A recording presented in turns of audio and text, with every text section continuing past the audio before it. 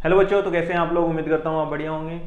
तो आज इस वीडियो के अंदर मैं आपको बताने वाला हूँ कि आज जो है हम देखने वाले हैं कार्बोनेट्स कंपाउंड के केस स्टडी बेस्ड क्वेश्चन। लेकिन यदि आपने अभी तक one shot important question, mind map, assertion reason, MCQ, case study, important question previous year वाले नहीं देखे हैं तो उनको भी जरूर देखें। कहाँ मिलेंगे ये सब? आपको मिलने वाले डिस्क्रिप्शन के अंदर लिंक है, उसके ऊपर क्लिक करेंगे तो आपको ये सब वीडियोस मिल जाएंगी। साथ ही साथ अपने दोस्तों में भी शेयर करना ना भूलें। तो चलिए हम शुरू करते हैं कार्बोनेट्स कंपाउंड के केस स्टडी बेस्ड क्वेश्चंस को। सबसे पहले आपके पास केस स्टडी बेस्ड क्वेश्चन के अंदर आपको एक पैराग्राफ दिया होगा, जैसे कि आपके पास पैराग्राफ एक गिवन है, ऐसे लिखा होगा read the following and answer the question that follows.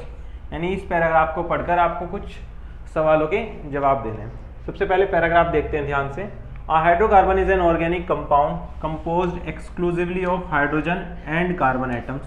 यानी हाइड्रोकार्बन एक ऑर्गेनिक कंपाउंड्स होते हैं जिसके अंदर एक्सक्लूसिवली हाइड्रोजन और कार्बन के एटम्स ही होते हैं, यानी हाइड्रोजन और कार्बन के अलावा कोई और प्रेजेंट नहीं होगा।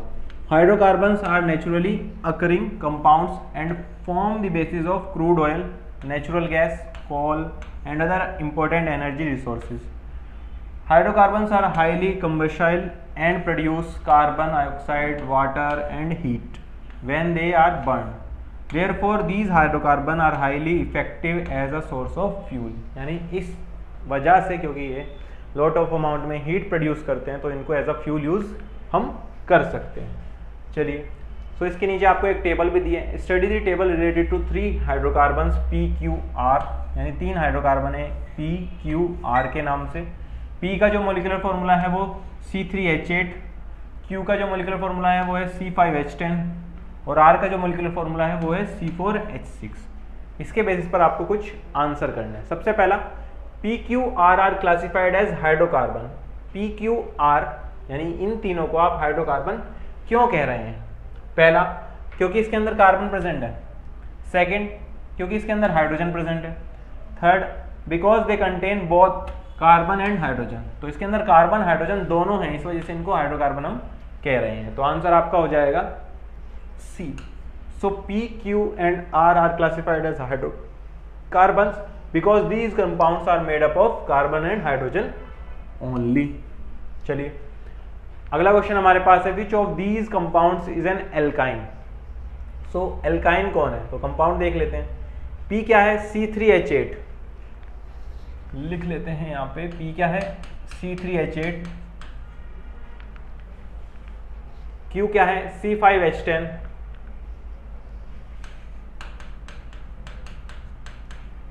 और R क्या है? C4H6। ठीक है, ये हमारे पास PQR है, हमने यहाँ पर लिख लिया। विच of these compound is an alkyne.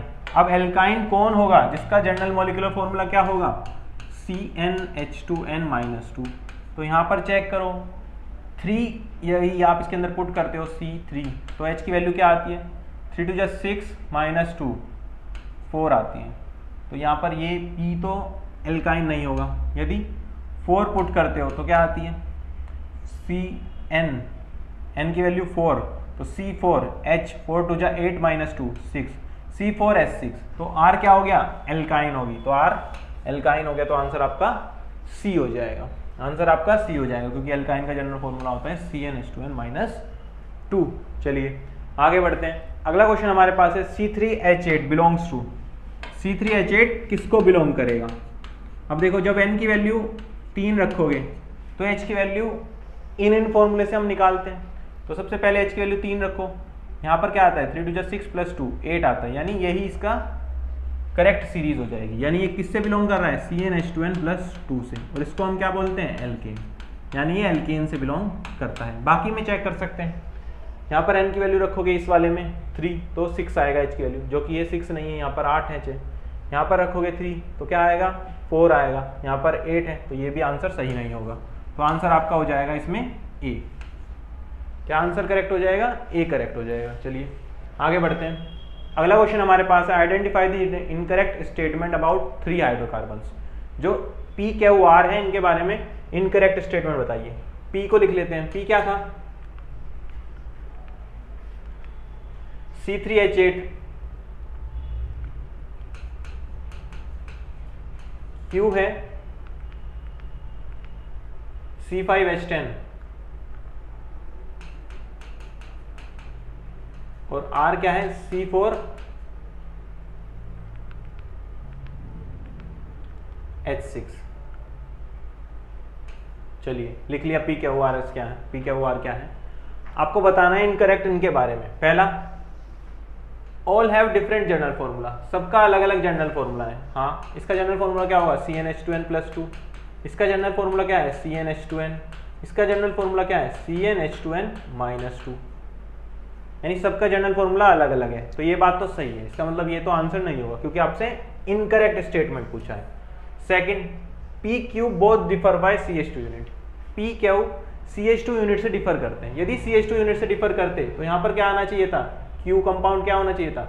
यदि इसमें CH2 ऐड करोगे तो क्या आएगा C4H10, तो ये C4H10 होना चाहिए था, लेकिन ये C5H10 है। तो इसका मतलब ये स्टेटमेंट सही नहीं है, ये स्टेटमेंट सही नहीं है, तो आंसर यही होगा। अगला चेक कर लेते हैं C, P is an alkane, ये क्या होता है एल्केन का जनरल फॉर्मूला होता है, यानी P क्या है एक एल्केन है, क्या है एक एल्कीन है, क्योंकि जनरल फॉर्मूला एल्कीन का ये होता है। तो ये भी स्टेटमेंट दोनों सही है, तो आंसर आपका केवल बी हो जाएगा, आंसर आपका बी हो जाएगा बेटा। चलिए आगे बढ़ते हैं। अगला क्वेश्चन हमारे पास है general formula for alkyne. Alkyne के लिए जनरल फॉर्मूला क्या होता है CnH2n-2, तो आंसर हो जाएगा आपका सी। चलिए अगली केस स्टडी हमारे पास है। हमें यहाँ पर कुछ कंपाउंड्स की स्ट्रक्चर दी है। सबसे पहला कंपाउंड दिया है ये 1, फिर सेकंड, फिर थर्ड, फिर फोर्थ, फिर फिफ्थ, फिर सिक्स्थ, इस तरीके से 6 कंपाउंड्स आपको दिए हैं। आप देख लेते हैं सबसे पहले कौन कौन से कंपाउंड्स हैं। ट्रिपल बॉन्ड है, यानी ये क्या हो गया एक एल्काइन हो गया, ये हेलो एल्केन हो गया, यानी कार्बन कार्बन के सिंगल बॉन्ड सब थे। एल्केन का जनरल फॉर्मूला होता है CnH2n+2, C की वैल्यू 1 डालोगे तो आएगा CH4, एक हाइड्रोजन की जगह ब्रोमो आ गया, इसका मतलब हेलोजन आ गया, तो इसे बोल देते हैं हेलो एल्केन। OH ग्रुप, यानी ये क्या हो गया एल्कोहल, इसके अंदर सब सिंगल बॉन्ड है, यानी ये क्या है एल्केन। इसके अंदर कार्बन कार्बन ट्रिपल बॉन्ड, यानी ये क्या हो गया एल्काइन हो गया। यहाँ पर कार्बन कार्बन डबल बॉन्ड, तो ये हो गया एल्केन। ठीक है, ये हमें पता चल गया कि पहले से लेके छठे तक क्या क्या कंपाउंड, उनका क्या नेचर है। चलिए आगे बढ़ते हैं। क्वेश्चन आपसे सबसे पहला पूछता है इसके अंदर, which of the following compound belong to same homologous series, कौन सेम होमोलॉगस सीरीज को बिलोंग करेगा। तो होमोलॉगस सीरीज को वही ग्रुप बिलोंग करेंगे जिनका फंक्शनल ग्रुप सेम होगा। तो किसका सेम है, यहाँ पर सिक्स्थ का, फिफ्थ का, फोर्थ का, फर्स्ट का, सेकंड का, थर्ड का, किसका सेम है, फर्स्ट और फिफ्थ दोनों के दोनों एल्काइन है, तो ये एक होमोलॉगस सीरीज का पार्ट होंगे। तो फर्स्ट और फिफ्थ, आंसर आपका डी हो जाएगा। क्या हो जाएगा आंसर आपका करेक्ट, डी ऑप्शन करेक्ट होगा। चलिए आगे बढ़ते हैं। अगला question, the functional group of compound 3, third compound का फंक्शनल ग्रुप। चलिए तीसरा कंपाउंड कौन सा है, ये है, इसका फंक्शनल ग्रुप क्या होगा एल्कोहल, तो आंसर क्या हो जाएगा आपका इस क्वेश्चन का एल्कोहल, तो ऑप्शन ए करेक्ट हो जाएगा, ऑप्शन ए करेक्ट हो जाएगा, सिंपल। चलिए अगला है हमारे पास compound fifth belong to homologous series. Compound fifth जो है किस होमोलॉगस सीरीज को बिलोंग करता है, तो कंपाउंड फिफ्थ को देख लेते हैं। कंपाउंड फिफ्थ कहाँ है, ये रहा, एल्काइन को बिलोंग करेगा। किसको बिलोंग करेगा, एल्काइन को, यानी आंसर हो जाएगा इसका ए, यानी एल्काइन को बिलोंग करेगा। Fifth is an alkyne having general formula CnH2n-2। चलिए अगला क्वेश्चन हमारे पास है, which of the following compound is unsaturated hydrocarbon, कौन अनसैचुरेटेड हाइड्रोकार्बन है। अनसैचुरेटेड हाइड्रोकार्बन क्या होते हैं, जिसके अंदर कार्बन कार्बन डबल बॉन्ड और कार्बन कार्बन ट्रिपल बॉन्ड हो, यानी एल्कीन वाले और एल्काइन वाले दोनों के दोनों क्या होते हैं अनसैचुरेटेड हाइड्रोकार्बन होते हैं। तो देखते हैं कौन है ऐसा। यहां पर पहले वाला फिफ्थ और सिक्स्थ, 1, 5th और 6th, ये तीनों के तीनों क्या हैं अनसैचुरेटेड हाइड्रोकार्बन है। अब देखते हैं ऑप्शन के अंदर क्या गिवन है, 1, 5th और 6th, यहाँ पर केवल 6th गिवन है इन तीनों में से, तो आंसर आपका सी हो जाएगा, आंसर आपका सी हो जाएगा, क्योंकि वो क्या है एक एल्कीन है। चलिए अगला क्वेश्चन हमारे पास है, which of the following compound belong to alkane series, कौन कंपाउंड एल्केन सीरीज का होगा। कंपाउंड देख लेते हैं, पहले वाला एल्काइन है, दूसरा एल्केन है, एल्कोहल, एल्काइन, एल्कीन, तो फोर्थ वाला हो जाएगा। तो आंसर आपका हो जाएगा इसके अंदर फोर्थ हो जाएगा, यानी ऑप्शन बी इसका करेक्ट आंसर होगा। क्लियर है? So as carbon atom linked together with single bond, तो आंसर हो जाएगा बी। चलिए अगली केस स्टडी हमारे पास आती है। इसके अंदर भी आपको कुछ स्टेटमेंट दिया है। Read the following and answer the following question. पहला, the table given below shows 6 organic compounds PQRST and U having different molecular formula. सबका डिफरेंट मॉलिक्यूलर फॉर्मूला है, तो हमें इसके बारे में कुछ आंसर करने हैं। सबसे पहला, which of the following compounds belong to same homologous series. कौन होमोलॉगस सीरीज सेम में बिलोंग करेगा? पहला क्या है? C7H16, दूसरा C8H16, C4H6, C6H10, C5H10, C9H20। ये क्या हो गया? PQRSTU। क्या हो जाएगा? PQRSTU हो जाएगा। चलिए अब जनरल फॉर्मूला हमें जो पता है वो लिख लेते हैं। एल्कीन का क्या होता है? CnH2n+2। एल्कीन का CnH2n। एल्काइन का CnH2n-2। तो C7 है, 7 को यहाँ पर पुट करो, किसी भी फॉर्मूले में पुट करोगे तो क्या आएगा? पहले वाले में पुट करोगे तो C7H16, तो ये क्या हो गया? एल्केन हो गया।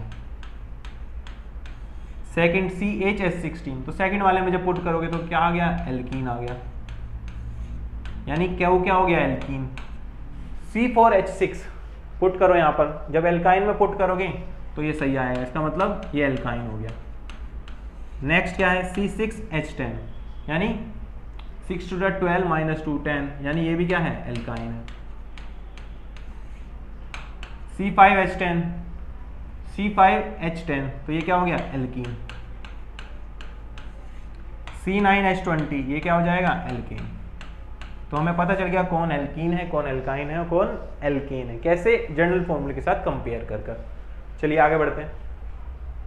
अब सबसे पहला क्वेश्चन हमसे पूछ रहा है same homologous series. Same homologous series से कौन बिलोंग करता है? जिसके अंदर सेम तरह के बॉन्ड्स हो, यानी कार्बन कार्बन सिंगल बॉन्ड होगा तो वो सेम होमोलॉगस सीरीज से डिपेंड करेगा। डबल बॉन्ड होगा वो सारे एक होमोलॉगस सीरीज से बिलोंग करेंगे। ट्रिपल बॉन्ड वाले सब एक होमोलॉगस सीरीज से बिलोंग करेंगे। तो चलो पहला ऑप्शन है P और U।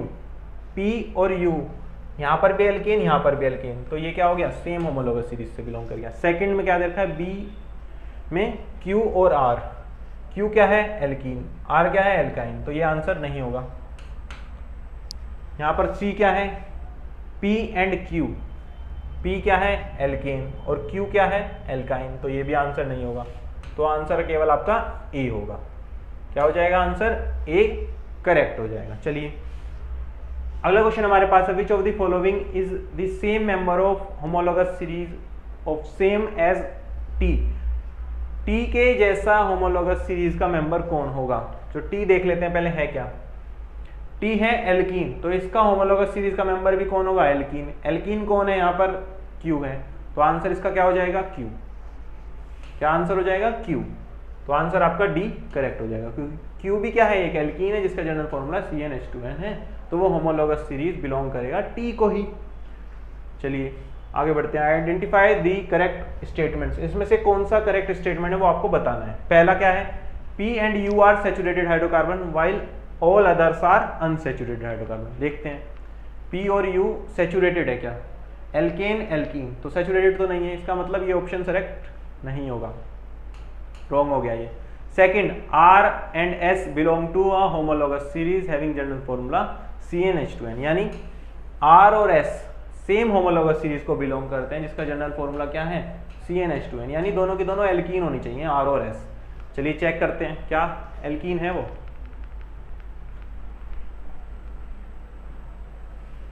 R और S एल्काइन है दोनों, तो आंसर ये भी नहीं होगा करेक्ट।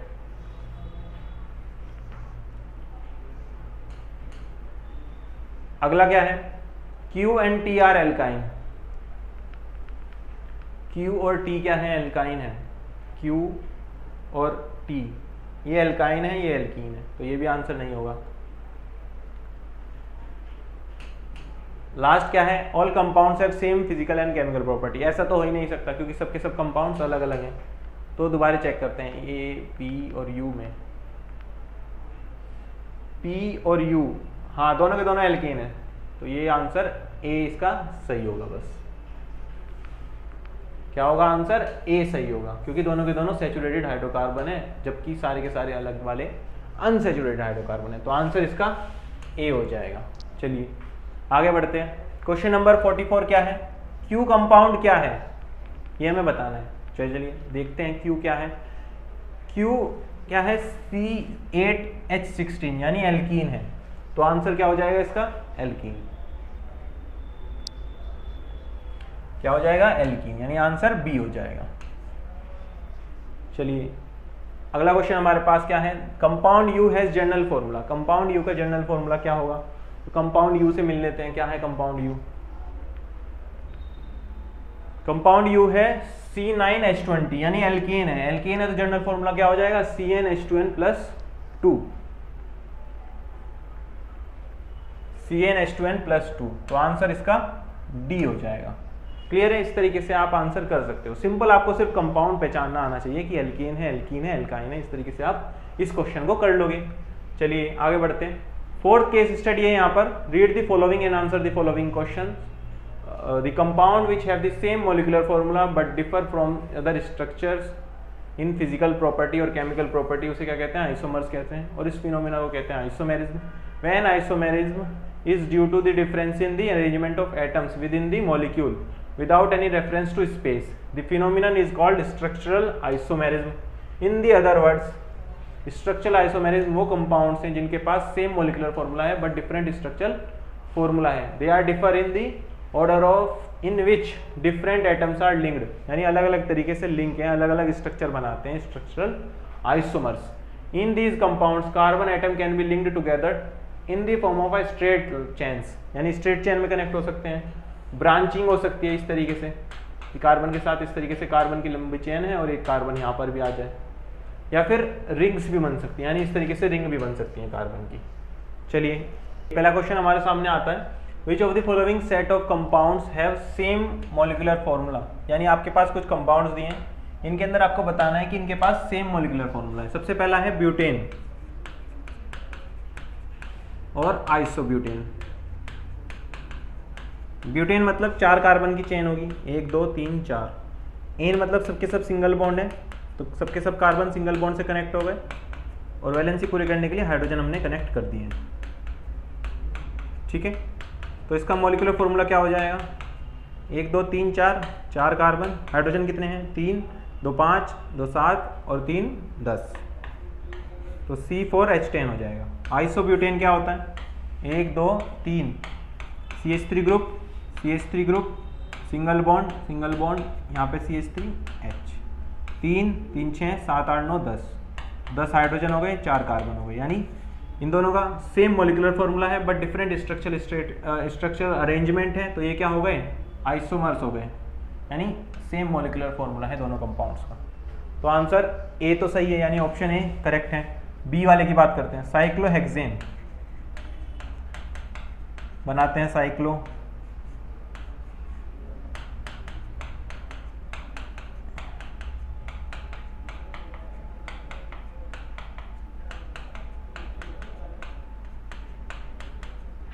चलो कार्बन कितने हो गए यहाँ पर? 1 कार्बन, 2 कार्बन, 3 4 5 6।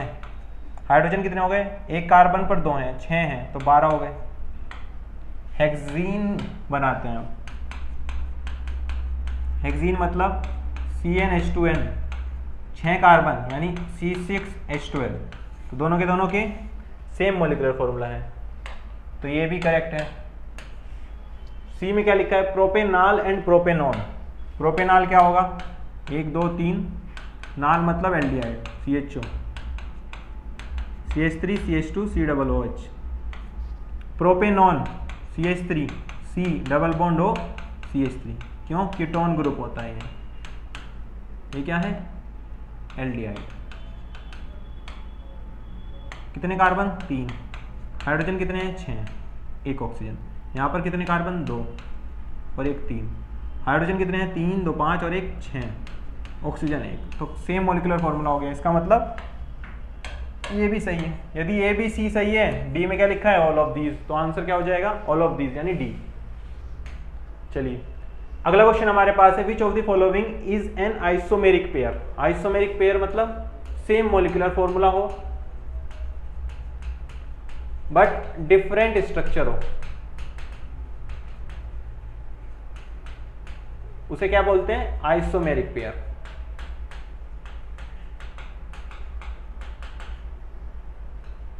चलो शुरुआत करते हैं पहले से। इथेन है और प्रोपेन है। इथेन और प्रोपेन यानी CnH2n +2 जनरल फॉर्मूला एल्कीन का। इथेन मतलब C2H6, प्रोपेन मतलब C3H8। क्या मॉलिक्यूलर फॉर्मूला सेम है? नहीं है। तो ये क्या आइसोमेरिक पेयर होंगे? नहीं होंगे। अगला इथेन इथीन, इथीन क्या होता है C2H6, इथीन हो गया C2H4, सेम मॉलिक्यूलर फॉर्मूला नहीं है तो ये भी आइसोमेरिक पेयर नहीं होंगे। अगला क्या है प्रोपेन ब्यूटेन, 3 कार्बन 4 कार्बन, ये भी बराबर नहीं है। अगला हमारे पास है ब्यूटेन और 2 मिथाइल प्रोपेन। ब्यूटेन मतलब 4 कार्बन, एन मतलब सबके सब सिंगल बॉन्ड है, बना दिया। जनरल फॉर्मूला क्या हो जाएगा C4H10। 2 मिथाइल प्रोपेन, प्रोपेन मतलब 3, 2 पे मिथाइल है, बन गया मिथाइल H। कितने कार्बन हो गए? 3, 3 + 1 4, एक ये भी तो है। 3 3 6 7 8 9 और 1 10, H10 यानी सेम मॉलिक्यूलर फॉर्मूला है बट डिफरेंट स्ट्रक्चर है। तो ये क्या हो गया आइसोमेरिक पेयर हो गया। तो आंसर आपका डी हो जाएगा। क्या हो जाएगा आंसर? डी हो जाएगा। चलिए आगे बढ़ते हैं। अगला क्वेश्चन हमारे पास है, the number of isomers of pentane. Pentane के कितने आइसोमर्स होंगे? पेंटेन यानी C5H12, कितने आइसोमर होंगे इसके? बनाते हैं। सबसे पहला सबको सिंगल बॉन्ड लंबी चेन बनाओ, CH3 CH2 single bond CH2 single bond CH2 single bond CH3, क्या हो गई C5H12। अब एक इस CH3 को इसके कॉरस्पॉन्डिंग हाइड्रोजन से रिप्लेस करो, करोगे तो क्या आएगा CH3 CH2 जुका 2, एक हाइड्रोजन गिरेगा एक CH3 यानी CH CH3, ये CH2 जुका 2 ये वाला, इसकी जगह हाइड्रोजन आ गया तो ये हो गया क्या है सेम मॉलिक्यूलर फॉर्मूला है बट डिफरेंट स्ट्रक्चर बन गई। तो ये क्या हो गया एक आइसोमर हो गया इसका। अब तीसरे में क्या करो, इसको इसके H से रिप्लेस कर दो, करो CH3 CH3, इधर भी CH3 हो जाएगा इधर भी CH3 हो जाएगा। तो ये क्या हो गया C5H12 हो गया। कैसे गिनो 1 2 3 4 5, 5 कार्बन हो गए, हाइड्रोजन 4 × 12 तो C5H12 हो गया। तो ये क्या हो गया 3 आइसोमर हो गए इसके, यानी आंसर इसका बी करेक्ट हो जाएगा। बी इसका आंसर करेक्ट हो जाएगा। चलिए आगे बढ़ते हैं। अगला क्वेश्चन हमारे पास है, in order to form branching, branching बनाने के लिए an organic compound must have minimum of, कितनी कार्बन होनी चाहिए उसके पास? मिनिमम 4 कार्बन होने चाहिए तभी ब्रांचिंग एग्जिस्ट कर सकती है। मिनिमम देखो 3 कार्बन होंगे, 1 2 3, तो CH3 CH2 CH3, इस CH3 को कैसे भी घुमा लो, यहाँ पर आप ब्रांचिंग ला ही नहीं सकते। लेकिन यदि 4 कार्बन है, कितने कार्बन है 4, तो आप इसको यहां पर लगाकर एक ब्रांचिंग बना सकते हो। ये क्या बन गया ब्रांच चेन बन गया, यानी कम से कम 4 कार्बन होनी चाहिए। तो आंसर ए हो जाएगा, आंसर आपका ए हो जाएगा। चलिए अगली केस स्टडी हमारे पास है, क्या कहता है statement, elements forming ionic compounds achieve this by either gaining और losing electron from their outer most shell. यानी एलिमेंट्स जो आयनिक कंपाउंड बनाते हैं वो आयनिक कंपाउंड कैसे बनाते हैं? सबसे आउटर मोस्ट जो शेल होती है उसके अंदर से इलेक्ट्रॉन को या तो गेन करके या लूज करके। But in case of carbon, carbon के केस में it has 4 electron in its outer most shell and needs to gain और lose 4 electron to attain noble gas configuration. If it were to gain और lose electrons, so पहला क्या होगा, it could gain 4 electron gain कर लेगा, anion बना लेगा C4- anion. But ये बहुत ज़्यादा डिफिकल्ट हो जाएगा इसके न्यूक्लियस के लिए, क्योंकि न्यूक्लियस में 6 प्रोटॉन हो जाएंगे और उनके लिए 10 इलेक्ट्रॉन को संभाल पाना मुश्किल हो जाएगा, क्योंकि 4 इलेक्ट्रॉन एक्स्ट्रा आ चुके होंगे। इस वजह से ये ऐसा नहीं करता। सेकंड, इट कुड नॉट, मतलब वो 4 इलेक्ट्रॉन को लूज कर सकता है ताकि C4 पॉजिटिव आर्केटायन बन जाए, पर ऐसा करने के लिए एक एक इलेक्ट्रॉन को निकालकर चारों इलेक्ट्रॉन को निकालना है तो हमें बहुत ज़्यादा अमाउंट में एनर्जी देनी पड़ेगी। So we require large amount of energy to remove 4 electrons leaving behind a carbon cation which 6 proton in its nucleus holding on it's just 2 electrons. तो उसके लिए बहुत ज़्यादा डिफिकल्टी हो जाएगी हमें चारों इलेक्ट्रॉन को निकालना, तो ऐसा भी कार्बन नहीं करता। तो इसके बेसिस पे हमें कुछ क्वेश्चन के जवाब देने। सबसे पहला, how does carbon achieve noble gas यानी इनर्ट गैस कॉन्फ़िगरेशन, कैसे करता है? प्रोटॉन को शेयर कर कर, भाई प्रोटॉन को तो कोई भी कंपाउंड कोई भी एलिमेंट शेयर कर कर नहीं बनाता कुछ भी। By donating electron and gaining 2 electron, ऐसा भी नहीं करता, शेयरिंग करता है वो इलेक्ट्रॉन की, यानी आंसर सी हो जाएगा इसका करेक्ट। चलिए आगे बढ़ते हैं। अगला क्वेश्चन हमारे पास है, which of the following elements does not achieve inert gas configuration like carbon, इनमें से कौन सा एलिमेंट है जो कार्बन की तरह बॉन्डिंग कर कर अपना इलेक्ट्रॉनिक कॉन्फ़िगरेशन अचीव नहीं कर सकता? वो हाइड्रोजन है, क्लोरीन है, बोरोन करता है या लिथियम करता है? तो हमारे पास लिथियम होता है। क्या करता है? वो इलेक्ट्रॉन को लूज कर देता है, यानी वो कार्बन की तरह शेयर नहीं करता। तो आंसर इसका क्या हो जाएगा? डी हो जाएगा। चलिए अगला क्वेश्चन हमारे पास है, एन एलिमेंट एक्स जिसका एटॉमिक नंबर 17 है, which of the following represent the correct compound of carbon and x, x का सही कंपाउंड कौन बता रहा है इनमें से? 17 उसका एटॉमिक नंबर है, 17 यानी 2, 8 और 7, वैलेंस शेल में 7 इलेक्ट्रॉन, यानी ये क्या करेगा? एक इलेक्ट्रॉन लेना चाहेगा, यानी कैसे ले सकता है? शेयरिंग कर कर। और कार्बन कितने शेयर करता है? 4। तो एक कार्बन के साथ यदि 4 एक्स कंबाइन हो जाएं तो जो कंपाउंड बनेगा उसके अंदर ये कंबाइन होता हुआ दिख रहा होगा। तो आंसर आपका सी हो जाएगा, आंसर आपका सी हो जाएगा। चलिए अगला क्वेश्चन हमारे पास है, find out the number of covalent bond in NH3। NH3 को हम क्या कहते हैं? अमोनिया। स्ट्रक्चर इसकी होती है कुछ इस तरीके से। तो कितने कोवलेंट बॉन्ड हो गए? 3। क्या हो गया आंसर? 3 हो जाएगा। तो सी करेक्ट ऑप्शन हो जाएगा अमोनिया के लिए। चलिए आगे बढ़ते हैं। अगली केस स्टडी हमारे पास है, the element carbon occurs in different forms in nature with widely varying physical properties, both diamond and graphite are formed by carbon atoms, the difference lies in the manner in which the carbon atoms are bonded to one another, but in diamond each carbon atom is bonded to 4 different carbon atoms forming a rigid 3-dimensional structure. In graphite each carbon atom is bonded to 3 other carbon atoms in the same plane gives a hexagonal array. One of these bond is double bond and thus the valency of the carbon is satisfied. So graphite structure is formed by hexagonal array being placed in layer one above the other. यहाँ पर आपके पास दोनों की structure दिखाई है, diamond की भी और ग्रेफाइट की। डायमंड की क्या कहते हैं कि एक कार्बन जो है 4 कार्बन के साथ कनेक्टेड है, जैसे यहाँ पर कनेक्टेड हो रखा है। लेकिन ग्रेफाइट के अंदर क्या होता है, एक कार्बन जो है वो लेयर बना रहा है, किसकी? हेक्सागोनल की लेयर बना रहा है। ये एक लेयर हो गई ऊपर वाली, फिर नीचे वाली एक लेयर हो गई, और ये एक दूसरे के ऊपर इस तरीके से प्रेजेंट है। जैसे एक लेयर ये हो गई, दूसरी लेयर ये हो गई, तो ये इस तरीके से एक दूसरे के ऊपर प्रेजेंट है। और इनके बीच में जो ये डॉट से दिखा रखे हैं, इनके बीच में इंटरेक्शन है, जिसकी वजह से 2 लेयर आपस में बंधी हुई है। क्लियर है? तो इस तरीके से ग्रेफाइट की स्ट्रक्चर हो जाती है। तो इसके अंदर आपसे क्वेश्चन क्या पूछता है, which of the following is an allotrope of carbon? Fluorine, bismuth, silicon, methane. तो फ्लोरीन क्या है? आइसोटोप है, सॉरी आइसोटोप कह रहा हूँ, एलोट्रोप है कार्बन का। 3 एलोट्रोप होते हैं इसके जनरली, डायमंड, ग्रेफाइट और फ्लोरीन। तो फ्लोरीन इसका आंसर हो जाएगा, यानी आपका करेक्ट ऑप्शन होगा ए। चलिए आगे बढ़ते हैं।